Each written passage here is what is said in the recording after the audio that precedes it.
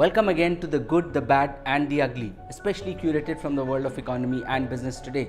Let's start with the good. The IPOs are back and that's great news for businesses, entrepreneurship as well as the economy as a whole. 18 companies have raised over 23,000 crore from the stock markets in the first half of 2018. This is nearly double of what they did in 2017 first half. Last year in the first 6 months, 13 companies had raised over 12,000 crore from the stock market. And in 2016, in the first half, this was barely 6,000 crore. So it's a major jump as far as money raised in the stock markets is concerned. The good news is that 50 companies are waiting for their turn to raise money in the second half. Fundraising via the stock market reflects confidence in the economy in the future. This would lead to more greenfield and brownfield investments and hopefully more jobs. Such positive outlook on the economy is what makes this good. And now the bad.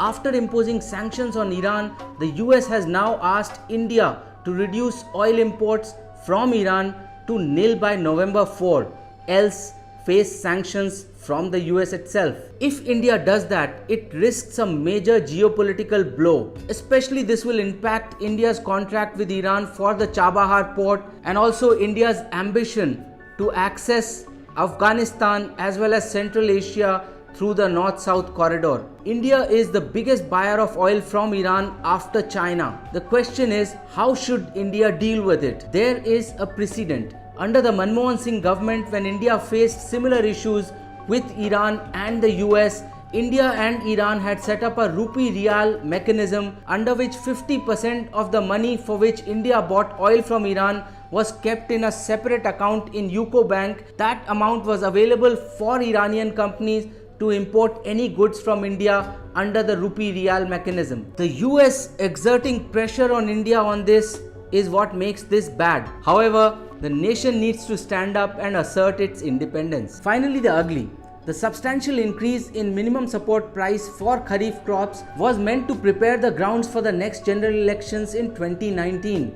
The question is this going to be enough to help all the farmers? The answer is no. The higher MSP is meant to deliver 1.5 times the returns to every farmer on his cost of production. But the reality is that the MSP will never be able to address the concerns of non-landed labor. The non-landed labor truly outnumber the cultivators in India. In fact, the rise in MSP may never reach them at all. Reports also suggest that average MSP may be way lower than the 1.5 times returns on cost of production that the government has committed. The very fact that a vast majority of India's farmers will not be able to benefit from the MSP price rise is what makes this ugly. If you enjoyed watching this content, please subscribe to the Business Today YouTube channel and also like us on Facebook. Our Facebook page www.facebook.com/businesstoday. Follow Business Today on Twitter India at